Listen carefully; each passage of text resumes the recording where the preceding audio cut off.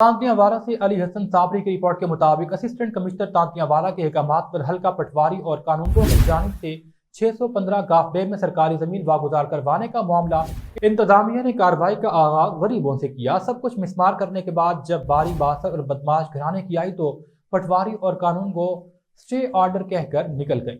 مقامی مرد و خواتین آپس میں گتھم گتھا ہو گئے، خون خرابے کا خدشہ۔ انتظامیہ نے بدنیتی پر مبنی کارروائی کی اور ہمارے لوگوں کو آپس میں لڑا کر چلے گئے، مقامی افراد کا دعویٰ۔ انہوں نے کہا کہ ایک گھر کے پاس سرکاری جگہ کا سٹے آرڈر تھا، اتنا کچھ مسمار پھر کس لیے کیا گیا؟ اسی گھر کی بھی دیواریں گرائی گئیں جن کے پاس سٹے آرڈر کا ڈرامہ رچایا گیا۔ انتظامی لوگ اور ایک باثر گھر کے لوگ آپس میں مبینہ طور پر ساز باز تھے، جن کی شہ سے سرکاری زمین پر قابض مقامی غنڈوں نے ہم پر کلہاڑیوں کے ساتھ جان لیوا حملہ کیا۔